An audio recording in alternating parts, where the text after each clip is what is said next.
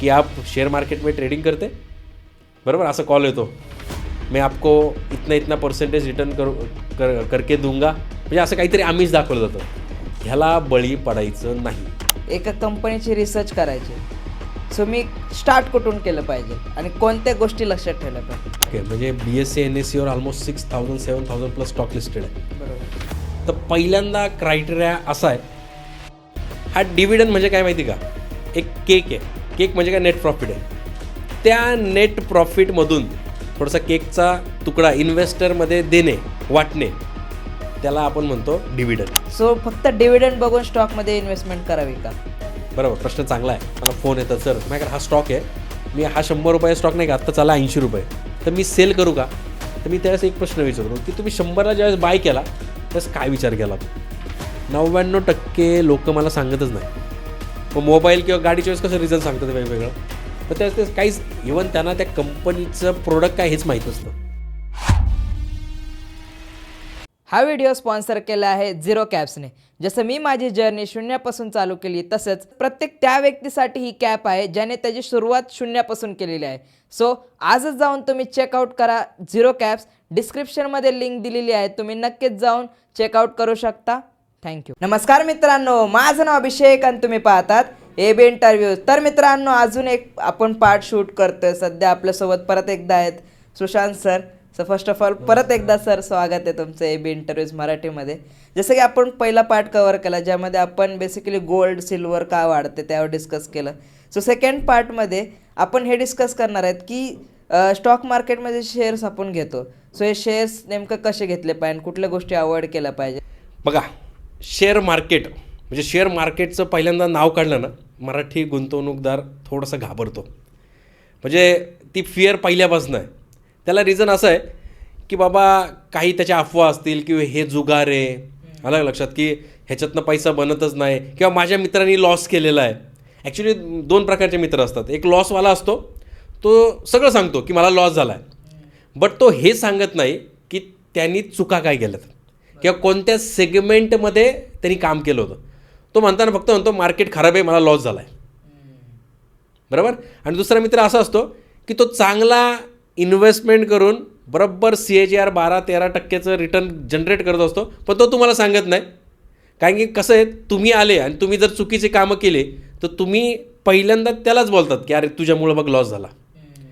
आलं लक्षात. म्हणजे कसं असतं की खूप जण नाही का हे कॉल्स अँड टिप्सवर जातात. मग ह्याच्यात खूप इंटरेस्टिंग आहे. म्हणजे कॉल आणि टिप्स देणं सोपं आहे, बट त्या समोरच्या व्यक्तीच्या इमोशन कॉपी करणं खूप अवघड आहे.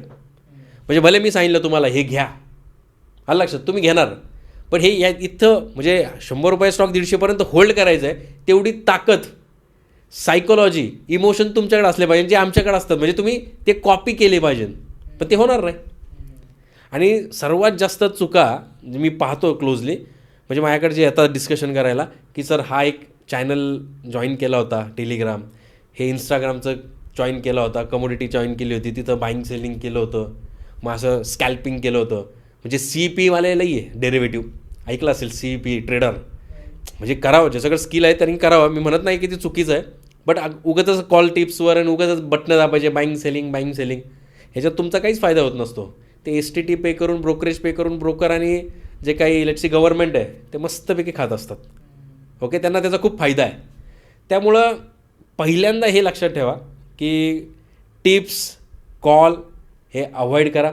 भरपूर कॉल येतात, तुम्ही डीमॅट अकाउंट ओपन केलं की आप शेयर मार्केट में ट्रेडिंग करते, बरोबर असा कॉल येतो, मैं आपको इतना इतना परसेंटेज रिटर्न करके दूंगा, म्हणजे असं काहीतरी आमिष दाखवलं जातं. ह्याला बळी पडायचं नाही. एक वेळ करू नका, पण ह्याला बळी पडू नका. आणि त्याच्यानंतर मग तुम्हाला वाटतं जुगार आहे, मग ह्याला जुगार म्हणतात ना. म्हणजे अलग लक्षात, दुसऱ्याचं ऐकलं केलं तर त्याला जुगार म्हणणार, पण स्वतःचं डोकं लावलं नाही, स्वतःची लॉजिकल थिंकिंग केलं नाही तर मग अवघड आहे. आणि stock market is totally logical thinking, probability आणि प्रिडिक्शनचा गेम आहे. म्हणजे इथून पुढे मी राईट नसतो किंवा तुम्ही नाही, उलट माझ्यापेक्षा काही माझे स्टुडंट किंवा जे काही माझे इन्व्हेस्टर आहे हे चांगल्या पद्धतीने करतात.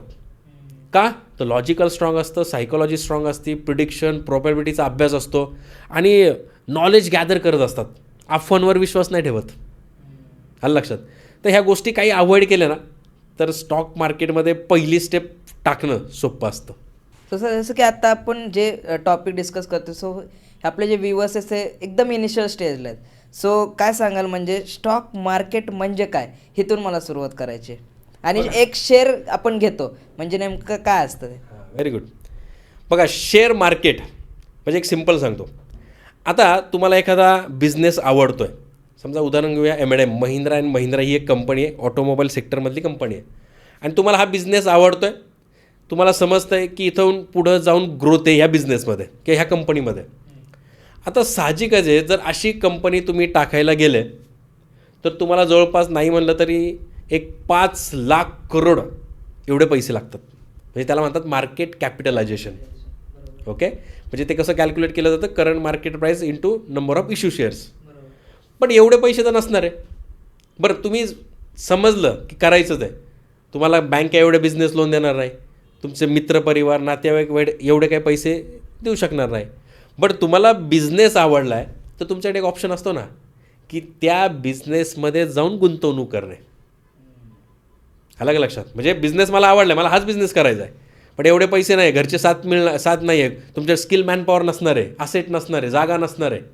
म्हणे ह्याच्याच ऐवजी जर तुम्हाला त्या कंपनीचा एक शेअर घेतला, म्हणजे तुम्ही भागीदार झाले, एक शेअर म्हणजे मिनिमम एक शेअर घेतला तर तुम्ही भागीदार झाले, म्हणजेच काय, तुम्ही तो बिझनेस रन करताय.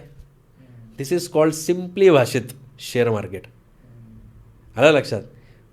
माणसं बाईंग सेलिंग म्हणजे शेअर मार्केट म्हणतात, ट्रेडिंग म्हणजे शेअर मार्केट म्हणतात. नो, ज्याच्या बिझनेसचा अभ्यास आहे, जो बिझनेस तुम्हाला आवडतो आहे, समजतो आहे. भारतात जवळपास 42 सेक्टर आहे. बघा, काही भारत वेदर चांगलं आहे, आपल्याकडं हवामान चांगलं आहे, आणि त्या मनाने भारतात बिझनेस करण्यासाठी बाहेरच्या देशातील बिझनेसमॅन येतात. काय येतात? स्किल मॅनपॉवर आहे, लो कॉस्टमध्ये आहे, वेदर चांगलं आहे, आणि 42 सेक्टर आहे. म्हणजे एखादा कोण व्यक्ती आला तर भारतात उपाशी राहणार नाही. आलं लक्षात? मग ह्याच बिझनेसमध्ये इन्व्हेस्टमेंट करणे, जो योग्य वाटतं, जो आवडतो आहे, ज्याचा अभ्यास आहे डीपमध्ये, ज्याचं तुम्हाला कळतं की पुढं मार्जिन काय आहे, गव्हर्नमेंटचे रूल्स अँड रेग्युलेशन समजतात आहे, पुढं त्या प्रोडक्टला कन्झ्युमर कसे आहे, डिमांड आहे का, हे जर अभ्यास असेल तर मोठी एवढी कंपनी उभारायची नाही, निवांत बसायचं. म्हणजे आपण म्हणतात ना, वॉरन बफेट म्हणतात की तुम्ही झोपले तरी तुम्ही पैसा कमवला पाहिजे झोपताना पण. Passive income. सो ह्या टाईपचा पॅसिव्ह इन्कम म्हणजे काय, योग्य बिझनेसमध्ये शेअर्स घेणे, गुंतवणूक करणे म्हणजे शेअर मार्केट. आपण जेव्हा एखादा शेअर घेतो, सो आपल्याला काही आपण म्हणतो की बेनिफिट्स भेटतात का, काय सांगाल त्याबद्दल? म्हणजेच फॉर एक्झाम्पल, आता मी पण शेअर मार्केटमध्ये इन्व्हेस्ट करतो, सो आपल्याला बोनस भेटतात, राईट्स इश्यू भेटतात, सो ह्याबद्दल काय सांगाल? स्प्लिट आहे, हे असतं काय नेमकं? बघा, एक डिव्हिडंड असतो, स्टॉक स्प्लिट असतं, बोनस असतो, राईट इश्यू असतो. हा डिव्हिडंड म्हणजे काय माहिती का, एक केक आहे. केक म्हणजे काय, नेट प्रॉफिट आहे. त्या नेट प्रॉफिटमधून थोडासा केकचा तुकडा इन्व्हेस्टरमध्ये देणे, वाटणे, त्याला आपण म्हणतो डिव्हिडंड. सिम्पल भाषेत सांगायला गेलं की मला नफा झाला माझ्या कंपनीला, आणि तो मला वाटतो चला माझ्या इन्व्हेस्टरला तो द्यायचा आहे, वाटायचा आहे, कारण की गुंतवणूकदार आहे, भागीदार आहे, त्याला म्हणतात डिव्हिडंड. ह्याला म्हणतात कॉर्पोरेट ॲक्शन. इंग्लिशमध्ये ह्याला काय म्हणतात, कॉर्पोरेट ॲक्शन. बट असं मॅन्डेटरी नाही आहे की कंपनीने तुम्हाला डिव्हिडंड दिलाच पाहिजे. It's totally depend on board of director. जर बोर्ड ऑफ डायरेक्टरला वाटलं की द्यायचा तर देतील, नसेल तर नाही, पुढं फ्युचर एक्सपान्शन असेल तर ते करतील. So this is called dividend. 2 टाईपचे डिव्हिडंड असतात, एक असतं फायनल आणि एक असतो इंटरिम. इंटरिम म्हणजे इन बिटवीन कधी देऊ शकतो, आणि फायनल म्हणजे रिझल्ट पाहिला, कसं आहे, नेट प्रॉफिट पाहिला तर फायनल डिव्हिडंड हा दिला जातो. त्यानंतर बोनस असतो. बोनसमध्ये काय असतं, तुम्हाला शेअर्स मिळतात, पण सेम टायमिंगला बघा, जर तुम्ही बघितलं तर करंट मार्केट प्राईस जी असते ती सेट होती. म्हणजे 1:1 असेल आणि तुमच्या 100 क्वांटिटी असेल तर 200 क्वांटिटी होतात. बट सेम टायमिंगला 1000 रुपयाचा शेअर 500 रुपयाला पण सेट होतो. Your initial investment remains same. म्हणजे तुम्हाला प्रॉफिटही होत नाही, लॉसही होत नाही. बट महत्त्वाचा हेतू काय असतो त्याचा, की लिक्विडिटी इन्क्रीज करायची. कारण नंबर ऑफ शेअर्स वाढले म्हणजे लिक्विडिटी वाढली. जर कंपनी पॉझिटिव्ह रिझल्ट देत असेल फायनान्शियल्स, तर तिथून हळूहळू त्याच्यात लिक्विडिटी वाढून शेअरची प्राईस वाढते आणि इनडायरेक्टली तुम्हाला फायदा होत असतो. राईट इश्यू काय असतो की जे एक्झिस्टिंग शेअर होल्डर आहे त्यांनाच परत शेअर देणे. हो हां, डिस्काउंटमध्ये. पण त्यांनाच, पण कोणी जे एक्झिस्टिंग आहे ते रेकॉर्ड डेटच्या आधी असलं तर ते तुम्हाला मिळतात, तर त्याला म्हणतात राईट इश्यू. राईट इश्यूचा पण फायदा असतो की तुम्हाला डिस्काउंटमध्ये भेटतात, कंपनीला कॅपिटल मिळतं, कारण कंपनी परत IPO घेऊन येऊ नाही शकत. ओके, सो त्यांच्याकडे असतो राईट इश्यू. आणि दुसरं असतं stock split. That is what की कंपनीने फेस व्हॅल्यू डिसाईड केलेली असते, दर्शनी व्हॅल्यू मराठीत त्याला म्हणतात. फेस व्हॅल्यू 10 रुपये, 5 रुपये, 1 रुपये, 2 रुपये. सो दर्शनी व्हॅल्यूमध्ये चेंजेस करणे, that is called stock split. मग 10 रुपयाचा फेस व्हॅल्यू 5 रुपये करणे, मग तुमच्याकडे जे 100 शेअर असेल तर 200 करणे. ओके, आणि सेम टायमिंगला करंट मार्केट प्राईस पण सेट करतात. Your initial investment remain same. ह्याच्यानी पण फक्त लिक्विडिटी वाढली जाते. सो अशा प्रकारचे बेनिफिट जे आहेत हे आपल्याला स्टॉक थ्रू मिळतात. सो याच्यामध्ये सर अजून एक आहे की मी बघितले खूप जण ही चुकी करतात की जे शेअर बेसिकली डिव्हिडंड जास्त देतो आहे त्यामध्येच इन्व्हेस्ट करतात. अरे हा तर 10 रुपये डिव्हिडंड देतो प्रत्येक वर्षी, किंवा मग सो फक्त डिव्हिडंड बघून स्टॉकमध्ये इन्व्हेस्टमेंट करावी का? बरोबर, प्रश्न चांगला आहे. डिव्हिडंड म्हणण्यापेक्षा त्याला आपण म्हणतो डिव्हिडंड इल्ड. बघा, खूप जण काय करतात, जसं तुम्ही आत्ता बोलले ना, मला पण विचारतात, सर ह्या स्टॉकनी बघा ना इंटरिम डिव्हिडंड पण देतो आहे, फायनल डिव्हिडंड पण देतो आहे. बट तुम्ही पहिल्यांदा त्याचा डिव्हिडंड इल्ड काढा. डिव्हिडंड म्हणजे कसं, तुम्ही करंट मार्केट प्राईस काय आहे, किती इन्व्हेस्टमेंट करताय आणि तुम्हाला किती मिळतात आहे. आणि कंपनी जी काय अनाऊन्समेंट करते कशी करता माहिती का, की आम्ही डिक्लेअर केला डिव्हिडंड 150% असं म्हणतात ना. बट ते फेस व्हॅल्यूवर असतं, हे काहींना माहितीच नसतं. काही जण काय म्हणतात करंट मार्केट प्राईजवर 150%. अरे मग सगळ्यांनी दुकाने बंद केली असते आणि सगळे मार्केटमध्ये आलं असतं. आलं का लक्षात मला काय म्हणायचं, 100-150% करंट मार्केट प्राईजवर, तर that is on totally face value. आणि डिव्हिडंड इल्ड हा नाही का 1.5%, 2%च असतो. मग त्याच्यापेक्षा FD केलेलं काय वाईट आहे. आलं का लक्षात. आणि डिव्हिडंड दिल्यानंतर प्राईस पण सेट होती. तुमच्या माहितीसाठी सांगतो, एकदा जाऊन चेक करा. ज्या दिवशी डिव्हिडंड देते ना कंपनी, त्याच दिवशी त्याच डेटला तुम्ही जर बघितलं ना, त्याच अमाऊंटमध्ये करेक्शन असतं. मग म्हणतात अरे म्हणजे इकडनं आलं, इकडनं खायचं आणि तिकडनं खायचं, लाईक दिस. म्हणजे इकडनं तुमच्या सेव्हिंग अकाउंटला डिव्हिडंड घ्यायचा, बट पोर्टफोलिओमध्ये तेवढंच करेक्शन. तर ती मोठी चूक आहे. डिव्हिडंड इल्ड हा तुमचा 6%, 7%च्या वरती असेल तर तुम्ही विचार करा. But you have to check fundamental of that company also. आलं लक्षात. फक्त डिव्हिडंड दिलं, बरं त्याच वर्षी दिलं परत डिव्हिडंड आणि पुढं दिलंच नाही तर आलं लक्षात. हां, इट्स टोटली कॉर्पोरेट ॲक्शन आहे. मग त्यांना वाटेल त्यावेळेस लाईक दिस. तर अशी चूक मला तर वाटतं करू नये. नंबर ऑफ पॅरामीटर्स आहे, आपण पुढं बघूया. सो याच्यामध्ये सर अजून एक गोष्ट आहे की आता मार्केटमध्ये जर इन्व्हेस्ट करायचं म्हणलं तर त्यामध्ये 3 आपण म्हणतो सेक्टर्स असतात. एक लार्ज कॅप, त्यानंतर एक मिड कॅप आहे आणि एक स्मॉल कॅप आहे. सो एक शॉर्टमध्ये एक्सप्लेन करून काय सांगाल आपल्या व्ह्यूवर्सला, हे असतं काय? बघा, पहिल्यांदा एक डेफिनेशन असते मार्केट कॅपिटलायझेशन. मार्केट कॅपिटलायझेशन म्हणजे काय, द व्हॅल्यू ऑफ कंपनी. म्हणजे एक उदाहरण घेऊया. आत्ता बघितलं तर भारतात सर्वात मोठी कंपनी रिलायन्स. रिलायन्सचा मार्केट कॅपिटलायझेशन आहे 19 लाख करोडचा. म्हणजे जर तुम्हाला अंबानींच्या खुर्चीवर जर बसायचं असेल तर तुमच्याकडे 19 लाख करोड असले पाहिजे. ओके. आणि ह्या मार्केट कॅपिटलायझेशनवरनं large cap, super cap, micro cap, mid cap, okay, हे असे सेगमेंट केलेले आहे. ओके. आणि मायक्रो कॅप पण असतात, म्हणजे 1 करोड 2 करोडचे तुम्ही बघितलं असेल त्याचे, तुम्ही त्याला पेनी स्टॉक म्हणतात, म्हणजे 1 रुपयाचा स्टॉक वगैरे. पण त्याचं मार्केट कॅपिटलायझेशन बघितलं ना, फक्त 5 करोड आणि 4 करोड असतं. ओके. जे 1 लाख करोडच्या वरती जे असतात ते आपण सुपर कॅप म्हणतो. 50,000 करोडच्या वरती जे असतात ते लार्ज कॅप म्हणतो. एक 5,000 ते 10,000मध्ये मिड कॅप. सो असं हे लेट्स सी आपण म्हणता येईल की वर्गीकरण करण्यात आलेलं आहे. सो ह्याच्यामध्ये सर अजून एक आहे की समजा हे वर्गीकरण जरी केलं आहे, सो ह्याच्यामध्ये आता आपण बेसिकली ह्यावर येऊया की ठीक आहे, मग समजा आता मला स्टॉकची रिसर्च करायची, एका कंपनीची रिसर्च करायची, सो मी स्टार्ट कुठून केलं पाहिजे आणि कोणत्या गोष्टी लक्षात ठेवल्या पाहिजे? बघा, स्टॉक सिलेक्शन खरं सांगतो अवघड असतं. म्हणजे नंबर ऑफ स्टॉक आहे, म्हणजे BSE NSEवर ऑलमोस्ट 6,000-7,000 प्लस स्टॉक लिस्टेड आहे. बरोबर. तर पहिल्यांदा क्रायटेरिया असा आहे की ज्या सेक्टरचा तुम्हाला अभ्यास आहे त्या सेक्टरमध्ये इन्व्हेस्टमेंट करा. सिम्पल आहे. म्हणजे आता मी पर्सनली माझं इंजिनिअरिंग असल्यामुळे माझं मेकॅनिकल आहे. मी मॅन्युफॅक्चरिंग कंपनीमध्ये मध्ये 11 वर्ष मी काम केलं. तर मला माहिती आहे की इथं कसं कॉस्ट कटिंग केलं जातं, ही सायकल कशी आहे, कधी ह्याला डिमांड असते, ओके, कन्झ्युमरची रिक्वायरमेंट काय आहे. म्हणजे मला त्या बिझनेसचाच अभ्यास आहे. बरोबर. तर ज्या बिझनेसमध्ये मला तुमचा अभ्यास आहे, ओके, असं काही नाही की तुम्ही सगळीकडे जाऊन इन्व्हेस्टमेंट करा. सो ज्या बिझनेसचा तुम्हाला अभ्यास आहे, तुम्हाला समजतं प्रॉफिट लॉस, धंदा समजतो त्या बिझनेसचा. आलं लक्षात? काय बिझनेस काय असतो? धंदा असतो. बरोबर. धंदा म्हणजे काय? पैसे कमवायचे, बाकी काही नाही. बरोबर. मग जो बिझनेस तुम्हाला पैसे कमवून देईल तिथं जाऊन प्रॉपरली इन्व्हेस्टमेंट करा. तिथं गेल्यानंतर पहिल्यांदा चेक करा प्रमोटर कोण आहे. ओके. त्या प्रमोटरची बॅक हिस्ट्री बघा. प्रमोटर इन द मराठीमध्ये सांगा. म्हणजे प्रमोटर म्हणजे त्या कंपनीचा मालक.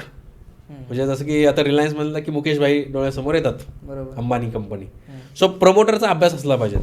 त्याचा बॅक एक्सपिरियन्स काय, त्यांनी आत्तापर्यंत कसे बिझनेस रन केलेले आहे, कोविडसारख्या क्रायसिसमध्ये कंपनी कशी जगवली आहे, हे खूप महत्त्वाचं आहे. कोविडमध्ये नाही का खूप बिझनेसेस आहे ना थांबले, म्हणजे डायरेक्ट टाळंच लागलं. आणि काही काहींचे इन्व्हेस्टमेंट होते त्याच्यात, मग बाहेर पडावं लागलं. मग त्यांचं मॅनेजमेंट किती स्ट्रॉंग आहे, आलं लक्षात? मॅनेजमेंट स्ट्रॉंग असेल, मॅनेजमेंटमधल्या पॉलिसी, व्हिजन, मिशन क्लिअर असेल, असा जर प्रमोटर असेल तर तुम्ही चांगल्या पद्धतीने पैसे तुम्ही म्हणू शकता की प्रमोटरवर जातात पैसे. म्हणजे बाबा प्रमोटरच चांगला आहे, अभ्यासू आहे. आलं लक्षात? सो प्रमोटरचा अभ्यास करा. त्यानंतर 2 प्रकारे ॲनालिसिस करतात. एक असतं फंडामेंटल आणि दुसरं असतं टेक्निकल. आता हे जे काय फंडामेंटल आहे, इथं सगळं कंपनीची बॅलन्स शीट येते, ओके. रेव्हेन्यू, त्यातले 3 पॅरामीटर मी तुम्हाला सांगेल. एक रेव्हेन्यू, नेट प्रॉफिट आणि EPS. EPS म्हणजे अर्निंग पर शेअर. रेव्हेन्यू म्हणजे काय की बाबा कंपनी बिझनेस कशी करते. रेव्हेन्यू इन्क्रीजिंग असलं पाहिजे. रेव्हेन्यू इन्क्रीजिंग आहे पण तुमचा नेट प्रॉफिट पण इन्क्रीजिंग असला पाहिजे. नाही तर काही कंपन्या काय असं माहिती आहे का, फक्त रेव्हेन्यू करतात बट नेट प्रॉफिट तसं इन्क्रीज होतच नाही किंवा लॉसमध्ये असतात. म्हणजे पहिल्यांदा तुम्ही झोमॅटो वगैरे पण बघितलं असेल, रेव्हेन्यू जनरेट करतात आहे बट प्रॉफिट मेकिंग कंपन्या नाही आहे. पुढं जाऊन ते शिफ्ट होतील प्रॉफिटमध्ये, बट तो डेप्ट असतो, मग त्याचं इंटरेस्ट असतं नाही का, लोनचं इंटरेस्ट असतं. त्याच्यामुळं काय झालं, सगळा तो नेट प्रॉफिटच खाल्ला जातो आहे. किंवा ऑपरेटिंग प्रॉफिट मार्जिन पण खूप कमी. ऑपरेटिंग प्रॉफिट मार्जिन म्हणजे मी तुम्हाला सांगेल की समजा एखादी कंपनी 100 रुपयाची वस्तू विकती आहे, मग त्या विकल्यानंतर कंपनीला किती फायदा होतो आहे, that is called operating profit margin. एक 12-15% ऑपरेटिंग प्रॉफिट मार्जिन असेल एखाद्या बिझनेसचं तर इन्व्हेस्टमेंट करायला योग्य आहे. मग 3 आणि 4% ऑपरेटिंग प्रॉफिट मार्जिन असेल तर मी म्हणाल FDमध्ये इन्व्हेस्टमेंट केलेली काय वाईट आहे, 6% देतच आहे. आलं का लक्षात? सो ह्या पॅरामीटर जे आहेत हे पाहावे लागतात. EPS आहे, अर्निंग पर शेअर, तर तो एक पॅरामीटर आहे जो की पॉझिटिव्हमध्ये फ्लो झाला पाहिजे, हे एक पाहावं लागतं. त्यानंतर एंडिंगला नाही का व्हॅल्युएशन खूप पाहावं लागतं. म्हणजे कसं असतं, आपण काय करतो की बाबा आपला MRF 1.5 लाखाला आहे म्हणजे महाग आहे, पण तसं नाही आहे. तो अंडर व्हॅल्यूड आहे, ओव्हर व्हॅल्यूड आहे का फेअर प्राईजला आहे, हे बुक व्हॅल्यूवरनं समजतं. ही बुक व्हॅल्यू जी असते ना, ही तुम्हाला म्हणजे market price to book value आहे, कॅल्क्युलेशन करावं लागतं. आणि समजा बुक व्हॅल्यू आहे, एक उदाहरण घेऊया की समजा MRFचीच बुक व्हॅल्यू समजा एक चालली 1,30,000, एक्झाम्पल झालं आहे, आणि करंट मार्केट प्राईस पण चालली आहे 1,50,000, तर मी म्हणेन चलो फेअर रेटवर चालली आहे. बट 1,30,000 समजा बुक व्हॅल्यू आहे आणि समजा त्याच कंपनीची करंट मार्केट प्राईस समजा चालली 10 लाखाला फॉर एक्झाम्पल, तर मी म्हणेन अरे 10 टाइम्स ओव्हर व्हॅल्यूड आहे. हा लक्षात, 10 टाइम्स ओव्हर व्हॅल्यूड आहे. समजा बुक व्हॅल्यू आहे 1,30,000 आणि करंट मार्केट प्राईस आली 1,20,000, तर मी म्हणेन अंडर व्हॅल्यूड आहे. हा लक्षात. म्हणजे हे व्हॅल्युएशन पण चेक करावं लागतं. ह्याला म्हणतात पीअर ग्रुप कम्पॅरिझन. म्हणजे तुमच्याकडे 10,000 रुपये, तुम्हाला IT सेक्टरमध्ये जायचं, तर IT सेक्टरमध्ये 3 दिग्गज आहे, इन्फोसिस आहे, TCS आहे आणि विप्रो आहे. मग ह्याच्यातलं तुम्ही market price to book value हे कॅल्क्युलेशन केलं पाहिजे. आलं लक्षात. म्हणजे कोण किती व्हॅल्यूड आहे. आणि ओव्हर व्हॅल्यूडचा असा पण प्रॉब्लेम आहे की थोडं तरी बॅड न्यूज आली, म्हणजे रिलेटेड टू डॉलर समजा एखादी बॅड न्यूज आली, तर सर्वात जास्त करेक्शन जे आहे ना, जो ओव्हर व्हॅल्यूड आहे ना तो करतो. कारण त्याला हरभऱ्याच्या झाडावर चढवलेलं असतं, पटकन पाडतात त्याला. मग न्यूज येते TCS एवढं पडलं, तेवढं पडलं, लाईक दिस. सो त्यामुळं market price to book value हा जो काय पॅरामीटर आहे ना, हा पण पाहावा लागतो. चार्ट पाहावा लागतो, प्रोडक्ट रेंज पाहावी लागते, कंपनी न्यूज आहे, असे नंबर ऑफ पॅरामीटर्स आहे. जे व्हॅल्युएशन जर तुम्हाला काढायचं आहे तर एक अजून एक डेप्ट इक्विटी रेशो एक असतो की कंपनीकडे लोन किती आहे. हा जो काही डेप्ट इक्विटी रेशो आहे ना, जर 0 असेल तर आपण म्हणतो डेप्ट फ्री कंपनी आहे. ओके, म्हणजे कोणत्या प्रकारचं लोन कंपनीवर नाही आहे. आणि मग तो कॅश फ्लो जो आहे तो पॉझिटिव्ह कॅश फ्लो आहे. आला का लक्षात? बट डेप्ट समजा रेव्हेन्यू वाढतो आहे बट कंपनीचा डेप्ट इक्विटी रेशो पण वाढतो आहे, तर प्रॉब्लेम आहे. म्हणजे कंपनी बिझनेस करते आहे, हां, पण कर्ज पण वाढवते आहे किंवा रिपेमेंट करत नाही आहे लोनचं. समजलं मला काय म्हणायचं? मग उपयोग काय? आणि आपण तर एवढा विचार करणारे पाहिजे, ज्या काही आपण इन्व्हेस्टर आहे, आपल्याला सगळ्या गोष्टी योग्य पद्धतीने असेल तरच पैसा टाकायचा असतो. आलं लक्षात? सो हा डेप्ट इक्विटी रेशो आहे ना, हा एक पहा. ऑपरेटिंग प्रॉफिट मार्जिन पण पाहत जावं, कारण की ऑपरेटिंग प्रॉफिट मार्जिन आहे नो की लगेच इमिजिएटली असा 15चा 20 होत नाही, तो 15चा 15.50 असतो, कारण कॉस्ट कटिंग पॅरामीटर येतात त्याच्यात. तो 15चा परत 14.80 पण होऊ शकतो. पण हा ऑपरेटिंग प्रॉफिट मार्जिन पण क्लोजली पाहायचा की कसं ग्रोथ करते. आय नो स्टेबल असला तरी चालतो, थोडा थोडा इन्क्रीज झाला तरी चालतो, पण ड्राफ्टिकली खाली आत येता कामा नाही. मग 15चा 12 झाला ना, टेन्शन आहे. म्हणजे 100 रुपयाची वस्तू विकायची, जिथं 15 रुपये भेटत होते आता 12 रुपये भेटायला लागले. करायचं का मग? म्हणजे त्याचा एक सेक्टरचा पी पाहायचा, ह्याच्यात सेक्टरचा पी पाहायचा आणि त्या कंपनीचा पी पाहायचा. सेक्टरचा पी तुम्हाला गुगलवर जाऊन भेटतो. म्हणजे ऑटो सेक्टरचा पी रेशो बघितला तर एक एक्झाम्पल सांगतो. समजा त्याचा आहे 30, एक एक्झाम्पल झालं आहे, ऑटोचा पी रेशो आहे 30 आणि मी कंपनी काढली M&M आणि त्याचा पी रेशो आहे समजा आत्ता चालला आहे 32. तर मी असं म्हणेल की कंपनी जो म्हणजे ऑटो सेक्टर ज्या ग्रोथनी पळतं आहे त्याच ग्रोथनी किंवा त्याच्या संघच किंवा त्याच्यापेक्षा चांगलं M&M पळतं आहे. पी रेशो कम्पॅरिझन चाललं आहे. समजा पी रेशो 30च आहे आणि M&M 20वर चाललं असतं तर मी म्हणलं असतं यार ग्रोथ चांगली चालू आहे, म्हणजे 30ची ग्रोथ आहे, स्पीड 30चं आहे, पण M&M अजून 20वरच आहे, अजून पोटेन्शियल भरपूर आहे, काम करायला लागेल. आलं लक्षात? समजा पी 30च आहे आणि M&M चाललं 40-50 तर भाई हे काहीतरी वेगळं करतात आहे जेणेकरून एवढा चांगला स्ट्रॉंगली चालला आहे. लाईक दिस असं पीनी आपण कम्पॅरिझन करतो. प्राईस टू अर्निंग, सिम्पल साध्या भाषेत सांगायचं म्हणजे. बघा, एक बॅलन्स शीट जर पाहिली तर त्याच्यात पहिल्यांदा तुम्हाला रेव्हेन्यू हा एक पॅरामीटर कंपल्सरी आहे, कारण की हा जर इन्क्रीजिंग असला तर खालचे पॅरामीटर पाहायला मजा येईल तुम्हाला. मग खालच्या पॅरामीटरमध्ये काय असतं? एक्सपेंडिचर असतं. कंपनी कुठं खर्च करते. कधी कधी कंपनी खर्च करते का? काही ॲसेट असेल, मशिनरी असतील किंवा काही गोष्टी बाय करायच्या असतील फॉर फ्युचर पर्पज, तर त्यावेळेस ते एक्सपेंडिचर असतं. त्याच्यानंतर लगेच येतं तुमच्याकडे एक्सपेंडिचर झाल्यानंतर प्रॉफिट आफ्टर टॅक्स असतो. ओके, टॅक्स वगैरे पे केल्यानंतर किती प्रॉफिट राहतो आहे, त्याला पॅट पण म्हणतात कोणी, प्रॉफिट आफ्टर टॅक्स, तर तो एक पाहायला लागतो. आणि एंडिंगला EPS, अर्निंग पर शेअर. म्हणजे बिझनेस करा करा करा, नंतर पैसे साठवून ठेवा, कधी इमर्जन्सी लागली किंवा काय काय कंपनी काय करतात, तुम्ही ते माशी म्हटलं नाही डिव्हिडंडवाले, ते रिझर्ववर नाही लक्ष देत, ते लगेच वाटून टाकतात. आलं लक्षात? हां, पैसे वाटतात, तेच असतात ना त्याच्यातले. That is indirectly net profit असतो. रिझर्व कधी क्रिएट होतो? नेट प्रॉफिट वाढत गेलं तर तो पण पॅरामीटर आहे, बट तो यस नोवाला पॅरामीटर. म्हणजे उद्या मला काही गुंतवणूक करायची तर मी रिझर्वमधून वापरू शकतो.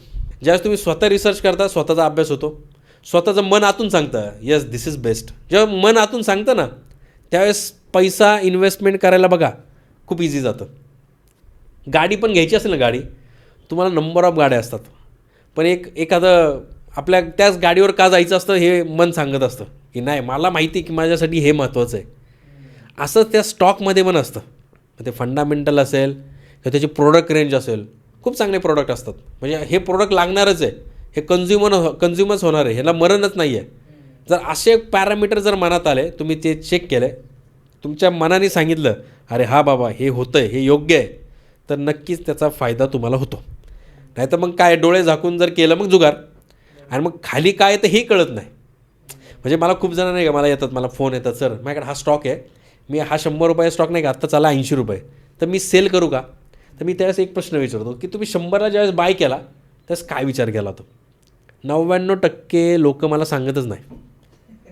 बरोबर आहे ना? त्यावेळेस रिझन असलं पाहिजे ना. ज्यावेळेस तुम्ही बाय करताय तर त्यावेळेस रिझन असलं पाहिजे. मग मोबाईल किंवा गाडीच्या वेळेस कसं रिझन सांगतात वेगवेगळं, पण ते काहीच इवन त्यांना त्या कंपनीचं प्रोडक्ट काय हेच माहीत नसतं. मग कसा कॉन्फिडन्स येणार? आणि तिथं मग ते ट्रॅप होतं.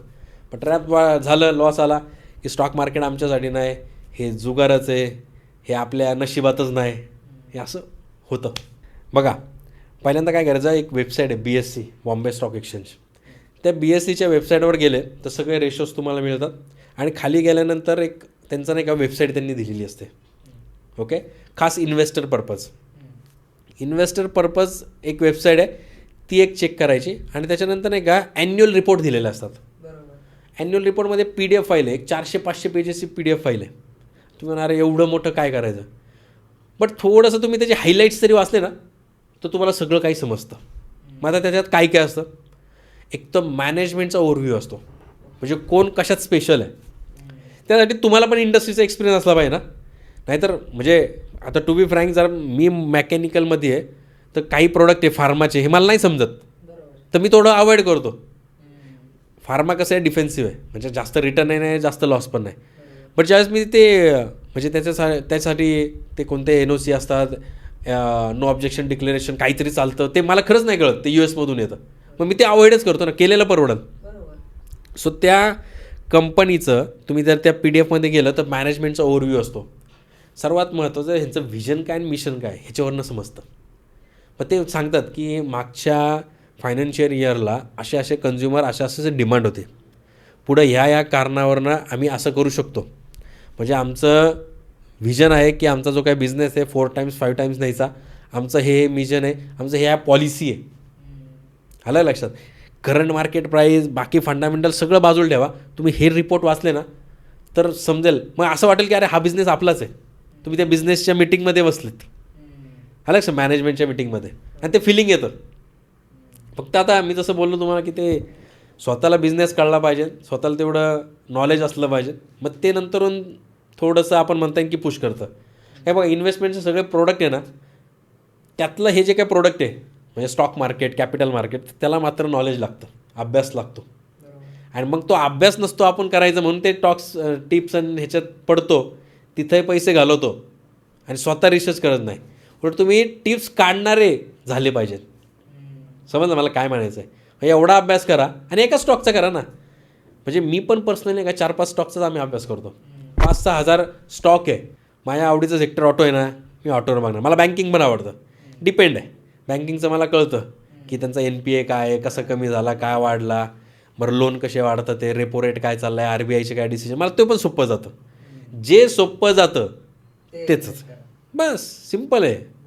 आणि ज्या बिझनेसचा अभ्यास आहे तिथं डोकं लावा, अदरवाईज एकीकडे पैसा बनणार नाही. बघा, हे जे पेनी स्टॉक आहे ना, त्याला म्हणतात मायक्रो कॅप कंपनी. आणि हे कसं ट्रॅप होतात मी तुम्हाला सांगतो. बघा, तो स्टॉक तुम्ही जसं बोललं की 1 रुपयाला किंवा 5 रुपयाला समजा, मग आपण काय करतो, क्वांटिटी जास्त येईल म्हणून घेतो, क्वालिटीवर नाही बघत.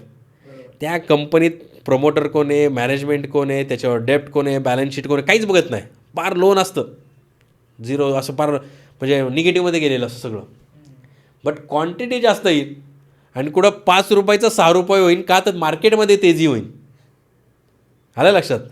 म्हणजे मार्केट निफ्टी 200-300 पॉईंट वरती जाईल म्हणून हा 5 रुपयाचा 5.5 रुपये होईल आणि माझ्या 10,000 क्वांटिटीचं मला 5,000 रुपये प्रॉफिट होईल. या व्ह्यूने तुम्ही इन्व्हेस्टमेंट करतात. आता बघा इंटरेस्टिंग काय, हा 5 रुपयाचा 4 रुपये झाला ना, तुम्ही म्हणणार की स्वस्त झाला, तो पडला नाही म्हणणार. आलं लक्षात? तुम्ही काय म्हणणार, स्वस्त झाला, मग अजून 10,000 क्वांटिटी घेणार, बरोबर. 4 रुपयाचं 3 रुपये होणार. साहजिक याच्यात काहीच नाही, बिझनेसमध्ये काहीच नाही आहे. परत तुमचं मन काय म्हणणार, अरे अजूनही स्वस्त झालं, 3 रुपयाचं शेअर आहे. तुम्ही जसं बोला MRF लाख रुपयाचं आहे, मग हा कशाला 3 रुपयाचा परवडतो ना, कधीतरी स्पाईक येईनच. मग असं करून हा खड्डा आहे ना, असा मोठा होतो आणि त्या खड्ड्यामध्ये तुम्हीच अडकतात. तुम्ही दररोज उठले, मोबाईलमध्ये रिफ्रेश, तुमचं स्क्रीन गार्ड आहे ना, ते रिफ्रेश करून पार काळं निळं होतं, पण स्टॉक काय हलत नाही. खरं आहे की नाही? आणि असं ट्रॅप होतो. त्यामुळं पेनी स्टॉकमध्ये अडकलेत म्हणजे मग तुम्हाला काहीच सुचत नाही आणि मग तुम्ही सोडून देतात आणि म्हणतात स्टॉक मार्केट माझ्यासाठी नाही आहे, it is too long term, हे आपली कामं नाही आहे, हे लॉंग टर्मसाठीच काम आहे. पण त्याच्या अगेन्स्ट जर चांगले स्टॉक न्यूज बेसिस किंवा फंडामेंटल बेसिस चालले असते तर ते चांगले रिटर्न जनरेट करतात. सो मी पर्सनली सांगेल की अवॉइड करा. पण काही ग्रुप असतात टिप्सवाले, ते फक्त त्याच्यावरच चालतात. मग ते म्हणतात बघा 5 रुपयाचा शेअर 20 रुपये झाला, एवढे टक्के रिटर्न झाले, आणि आपण तिथंच अट्रॅक्ट करतो. त्यांचा एक झालेला असतो पण त्यांनी 10 दिलेले असतात, त्याच्यात तुम्ही अडकलेले असतात, हे माहीत नसतं. बघा ह्यासाठी एक वेबसाईट आहे BSC इंडिया लिमिटेड. BSC आहे, त्याच्यावर तुम्ही टाकलं HDFC bank. HDFC bank click केलं की एक पेज ओपन होतं. पेज ओपन केल्यानंतर पहिल्यांदा सेक्टर येईल. आता HDFC बँक आहे म्हणून तुम्हाला ते लगेच लक्षात येईल की बँकिंग सेक्टर आहे. पण काही काहींचे स्टॉक जेव्हा टाकतात त्यावेळेस नंतर कळतं अरे हा सेक्टर आहे. ओके.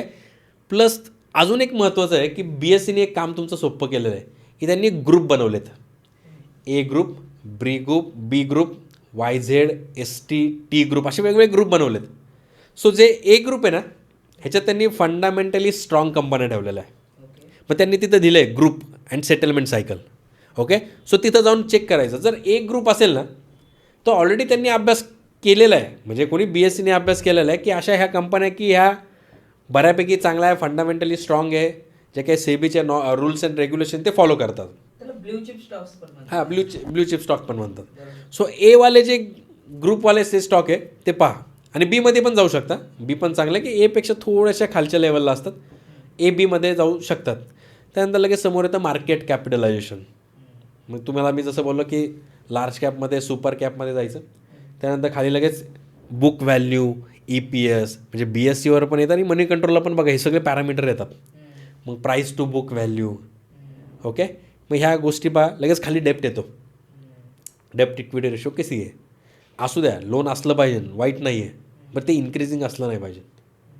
जर लोन 0 असेल तर डेप्ट फ्री कंपनी आहे, लाईक इन्फोसिस, TCS, टोटली डेप्ट फ्री कंपनी आहे. ओके. मग हा एक पॅरामीटर आहे. मग खाली आल्यानंतर टोटली बॅलन्स शीट मिळते. आणि एक अजून एक आहे त्याच BSCच्या वेबसाईटवर अनाऊन्समेंट म्हणून. मग त्या कंपनीच्या काय अनाऊन्समेंट आहे, हां, काही न्यूज आलेत. ओके. कोणाचं रिझाईन आहे, कोणी एम्प्लॉय कोणता घेतला आहे, CEO वगैरे घेतला आहे, अपॉइंटमेंट केला आहे, हे सगळं थोडंसं पाहिलं, ओव्हरव्ह्यू पाहिला की मग एंडिंगला काय करायचं. मग आता बघा हे फंडामेंटल चांगले वाटले, मन म्हणते पॉझिटिव्ह, बट क्रॉस चेक करायचं. क्रॉस चेक करण्यासाठी मग काय करायचं, चार्ट पाहायचा. आणि लॉंग टर्मचाच विषय चालला हा, मी काय ट्रेडिंगचं जास्त काय बोलत नाही. तर 5 वर्षाचा चार्ट काढायचा. जर तुम्हाला फंडामेंटल योग्य वाटले, मनाने सांगितलं यार फंडामेंटल तर योग्य आहे, आपण एक काम करूया, चार्ट ओपन करूया. आणि चार्ट जर अप ट्रेंडमध्ये दिसला तर अप ट्रेंड कळतो तुम्हाला, म्हणजे primary up, secondary down, primary up, secondary down, ह्याला म्हणतात डाऊ थेरी. असंच जायला पाहिजे. कोणताही बिझनेस असा सलग नाही जात, लाईक सिल्वर आता जसं बूम होतं तसं नाही जातं. बिझनेस अभ्यास करतो, स्टेबल होतो, परत वरती जातो, स्टेबल होतो, अभ्यास करतो, परत वरती जातो, म्हणजे रेव्हेन्यू जनरेट करतो.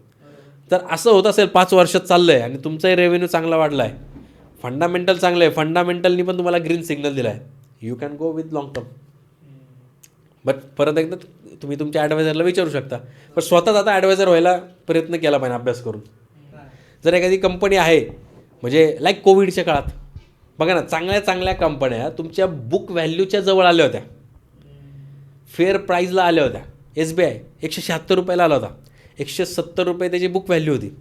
मग वॉरन बफेटनी ते सांगितलं आहे की ज्यावेळेस मार्केटमध्ये फिअर आहे, करेक्शन म्हणजे फिअर नाही, म्हणजे आता कोविडसारखा फिअर जो आला ना तो आलं लक्षात, किंवा एखादं वॉर सिच्युएशन आले, फिअर आला की त्यावेळेस जे नियर टू बुक व्हॅल्यू आले तिथे ॲडिशन करा. आलं लक्षात. बेस्ट चान्स आहे. म्हणजे त्याला म्हणतात स्वस्त शेअर्स मिळणे, सेल लागणे त्याला म्हणतात, जो बुक व्हॅल्यूच्या जवळ आला आहे तो. आणि ओव्हर व्हॅल्यूड झाला आहे. ओव्हर व्हॅल्यूड कधी समजायचं, म्हणजे मी माझ्या अभ्यासानुसार सांगतो की 7 टाइम्स 8 टाइम्स ओव्हर व्हॅल्यूड झाला तर मग थोडंसं प्रॉफिट बुकिंग करायचं. म्हणजे काहीतरी शिजलं आहे तर खाणं महत्त्वाचं आहे, नाही तर ते मग शिजून वाया जाईल किंवा खराब होईल. आलं लक्षात. मग त्या व्हॅल्यूला जाऊन जो काय ओव्हर व्हॅल्यूड झाला आहे तिथं जर तुम्ही सेल केलं तर ते परफेक्टली सेल होईल. बट पब्लिक तुम्ही जसं बोलतात की 52 वीकला हायला टच केला तिथं बाय करतात आणि त्यात परत करेक्शन चालू होतं. पुढं मे बी तो स्ट्रॉंग असेल तर पुढं तो परत जातो, नाही असं नाही. बट तिथं गेल्यानंतर करेक्शन झाल्यानंतर असं वाटतं अरे एवढा चांगला मोठा स्टॉक होता, आपण इथंच घेतला आणि इथूनच खाली आला. ते कधी कधी मला पण होतं की बाबा मी घेतला म्हणूनच पडला का. हा लक्षात. आणि त्यावेळेस मानसिकता काय असते, मी अजून एकदा म्हणतो, त्यावेळेस मानसिकता तुम्ही काय करता, त्या पिरियडचाच विचार करता ना 3:30 वाजेपर्यंतचा, तुम्ही खरंच एका वर्षाचं पिरियड सांगितलं आहे. म्हणजे मी जर 10 वाजता बाय केला आहे आणि तो खाली आला तर मग लगेच मी विचारतोच करतो, यार मी घेतला म्हणूनच खाली आला.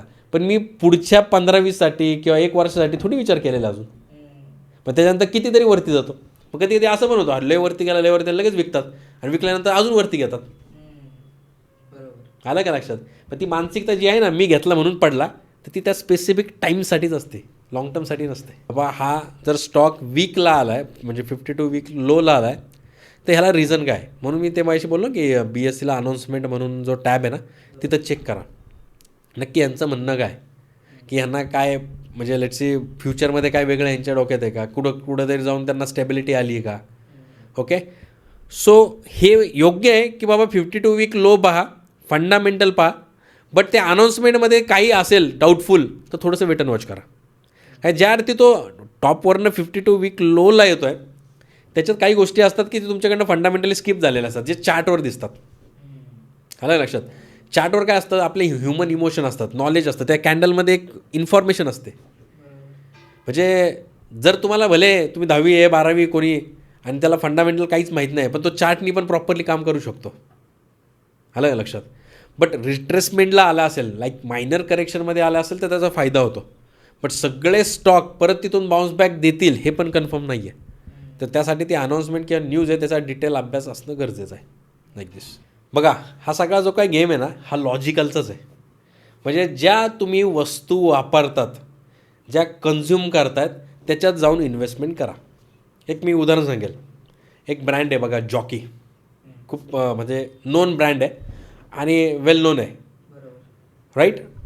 हा जो काही जॉकी ब्रँड आहे ना, हा ब्रँड आहे आणि कंपनी आहे पेज इंडस्ट्री म्हणून. इनर गार्मेंटमध्ये हे काम करते. ऑलमोस्ट 50,000+ ह्या एका शेअरची व्हॅल्यू आहे. आणि काय कन्झम्शन, काय तुम्हाला माहिती, ही लागणारी वस्तू आहे. आलं लक्षात? ही लागणारी वस्तू आहे. आता बघा भारतात पण तुम्ही जर बघितलं तर हवामान थोडंसं आपल्याकडं हॉट पण आहे, दमट पण आहे आणि आपल्याला AC पण लागतो. ओके, सो काही AC रिलेटेड कंपन्या आहे. इवन घरात अजून नाही आहे जास्त, किंवा आला असला तर एकच आहे, भले सगळ्या रूममध्ये नाही आहे. पण बाहेरच्या देशांमध्ये जर तुम्ही गेले ना, हां प्रत्येक रूममध्ये. आलं का लक्षात? खूप जण काय म्हणतात दिवसभर बसायला लागतं, 9 ते 3:30, मला वेळ नसतो, मी कंपनीत असतो. अजिबात नाही. फक्त वीकली, संडे, सॅटर्डे त्याचे फंडामेंटल वाचा, बॅलन्स शीट रीड करा, जर अनाऊन्समेंट काय असेल तर ती चेक करा, बाकी काही पाहू नका आणि स्टे इन्व्हेस्टेड लाँग टर्मसाठी. असं हे सिम्पल लॉजिकल आहे. पहा एक सेक्टर आहे की ज्याला मरण नाही, ते म्हणजे बँकिंग, फायनान्स आणि बँकिंग. बघा चांगले पैसे बनतात. म्हणजे साहजिकच आहे, काही लागलं तरी आपण बँकेत जातो, लोन घेतो. पण इवन रिअल इस्टेट असेल वगैरे वगैरे, किंवा गाडी पण घ्यायची असेल तरी आपण बँकिंग जातो. त्यानंतर ऑटोचे काही स्क्रॅपच्या पॉलिसी आल्यात की 15 वर्षाच्या गाड्यानंतर आपल्याला स्क्रॅप करायचे वगैरे. म्हणजे काय तिथं थोडंसं डिमांड वाढू शकते. कुठं? ऑटोला. की थोडंसं रिन्युएबल एनर्जी म्हणजे लाईक सोलार वगैरे. बघा आता पुढं पण थोडंसं कॉस्ट कटिंगसाठी किंवा इम्प्रूव्हमेंटसाठी थोडंसं सोलारवर शिफ्ट होऊ शकतो. ओके, तर हे एक ठेवा. आणि एंडिंगला जाता जाता लास्ट 5वं म्हणजे डिफेन्स. दरवर्षी बजेटमध्ये जास्तीत जास्त कॅपेक्स किंवा फंड अलोकेशन असतो तो डिफेन्सला असतो. ज्या देशाचं डिफेन्स चांगलं स्ट्रॉंग, तो देश स्ट्रॉंग. आलं लक्षात? तर डिफेन्सवर पण थोडंसं लक्ष ठेवत जावा. सांगेल की मलाही आवडतं प्रमोटरची इन्फॉर्मेशन काढा. त्यानंतर बॅलन्स शीट पहा. बॅलन्स शीटमध्ये ऑपरेटिंग प्रॉफिट मार्जिन हा एक पहा, डेप्ट इक्विटी रेशो पहा, PE रेशो एक पहा, बुक व्हॅल्यू एक पहा. ओके, हे फंडामेंटली झाले. त्यानंतर हे सगळं योग्य वाटलं तर मनाची तयारी आहे की बाबा करायची इन्व्हेस्टमेंट, पण एक टाळा करतो ना आपण क्रॉस चेकिंग, त्यासाठी चार्ट पहा. म्हणजे हे 5-6 पॅरामीटर बघितले तर थोडंसं चेक करा. आणि काही कंपन्या अशा आहे की त्याच्यात गव्हर्नमेंटचे रेग्युलेशन असतात, लाईक ITC, म्हणजे थोडंसं सिगरेटचा बिझनेस आहे, मग कुठेतरी टॅक्स वाढवायचा असतो वगैरे वगैरे, का तर बाबा जास्त कन्झम्पशन होऊ नये वगैरे, सेफ्टी पर्पज. मग काही गव्हर्नमेंटचे रेग्युलेशन ह्या बिझनेसवर आहे का, हे मात्र पहा. तर पहिल्यांदा काय करायचं, नेट प्रॉफिट बघायचा. हा जर निगेटिव्हमध्ये चालला असेल ना तर थोडंसं वेट अँड वॉच करायचं. बघा इन्व्हेस्टमेंट करणं सोपं आहे, कारण की तुम्हाला फक्त बायच बटन दाबायचं, तुम्हाला थोडी त्या कंपनीच्या गेटवर जाऊन उभं राहायचं आहे. त्यामुळे फक्त काय बायच बटन आहे. जर नेट प्रॉफिट निगेटिव्हमध्ये असेल तर जाऊ नका. मायक्रो कॅप कंपनी असल्या ना त्या पेनी स्टॉक 2 रुपये 3 रुपये, कारण तिथं ऑपरेट करणं सोपं आहे. अरे भरपूर केसेस झाल्या तुम्ही बघितल्या असेल. म्हणजे इन्फ्लुएन्सरच तुम्हाला सांगतो हे घ्या, पण त्याच्या आधी त्यांनी त्याच्यात पोझिशन बनवलेले असतात. पण हेच रिलायन्स सारखे स्टॉक, MRF सारखे स्टॉक तिथं नाही त्यांना करता येतं ऑपरेटिंग. सो ह्या दोन चार ज्या गोष्टी आहे त्या अवॉइड करा. मायक्रो कॅप अवॉइड करा. त्याच्यानंतर जे हाय व्हॅल्युएशनच्या ज्या कंपनी असतील, ओके, लाईक म्हणजे कंटिन्युअसली वरती गेलेल्या, एक पॅराबोलिक टाईप, म्हणजे कोणत्याही प्रकारचं असं सेन्स नाही, फक्त वरती अप्पर सर्किट म्हणतात तुम्ही, का त्याची पण क्रेज असते, ते अवॉइड करायचे. काय अप्परवालेच लोअर न नेतात. हा लक्षात जे बघा दररोज 5% 5% हां सर्किटवाला, नंतर खालचं लोअर सर्किट चालू होतं की आपलं सर्किट चालणंच बंद होतं. तर ते अवॉइड करायचं. मी परत एकदा तुमच्या जे काही लेट्स सी व्ह्युअर्स आहे, फॉलोअर्स आहे, तुमचे सबस्क्रायबर आहे, त्यांना सांगेल की स्टॉक मार्केट इन्व्हेस्टमेंटसाठी चांगलं आहे. योग्य पद्धतीने दीर्घकालीन लॉंग टर्म जर इन्व्हेस्टमेंट केलं चांगल्या असेटमध्ये तर वेल्थ क्रिएट होते. वेल्थ संघ हेल्थचा पण विचार करा. असं काही नाही आहे की फक्त पैसाच पाहिजे. वेल्थ मॅनेजमेंटमध्ये काय असतं माहिती का, वेल्थ क्रिएशन म्हणजे स्टॉक मार्केट असेल, म्युच्युअल फंड असेल. त्यानंतर असतं वेल्थ प्रोटेक्शन, म्हणजे तुम्ही जो पैसा बनवला आहे, हा जो काय पैसा आहे हा प्रोटेक्ट पण झाला पाहिजे. म्हणजे तुमच्याकडे कोणतं तरी हेल्थचा इन्शुरन्स वगैरे असलं पाहिजे. नाही तर जर तुम्हाला हेल्थचा काय प्रॉब्लेम झाला की तुमचा पोर्टफोलिओ सगळा काढायचा आहे, विकायला लागेल ना. आणि तिसरं असतं वेल्थ रिप्लेसमेंट, म्हणजे तुम्ही तुमच्या फॅमिलीला एक सवय लावलेली असते की असं असं जीवन जगायचं आहे. मग ज्यावेळेस तुम्ही नसाल त्यावेळेस त्या फॅमिलीला तेवढा फंड आलेला पाहिजे. आलं लक्षात. तुमचं ते काय एक दीड महिना तुम्हाला फक्त आठवण करतील, पण पैसे नसले की ते नेहमी तुम्हाला शिव्या घालतील. त्यामुळं असं एक टर्म इन्शुरन्स असला पाहिजे की त्यांनी तुमचं सगळं स्टेबिलिटी आली पाहिजे.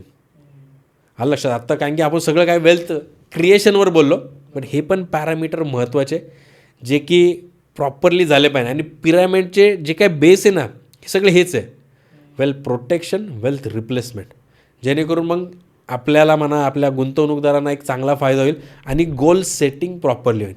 आणि नेहमी लक्षात ठेवायचं की थोडंसं इन्क्रीमेंट करत जायचं. हे जसं मी तुम्हाला बोललो ना की हा नशा आहे, एकदा लागला ना इन्व्हेस्टमेंटचा नशा तुटत नाही आणि प्रॉपरली सगळ्या ठिकाणी होतो. म्हणजे पैशानी पैसा बनतो. मग तुम्हाला ती रिस्क जी असते, जॉबची रिस्क, ही रिस्क ती रिस्क डोक्यात येत पण नाही. आणि तुम्ही तेवढे स्ट्रॉंग झालेले असतात फायनान्शियली. आणि ज्यावेळेस माणूस नाही का फायनान्शियली स्ट्रॉंग असतो, चांगल्या ठिकाणी गुंतवणूक करतो ना, त्यावेळेस तो वेगवेगळे विचार पण करू शकतो, म्हणजे चांगले बिझनेसचे वगैरे वगैरे. ओके. सो तुमच्या सबस्क्रायबर किंवा फॉलोअर्सला तेच सांगायचं आहे. धन्यवाद.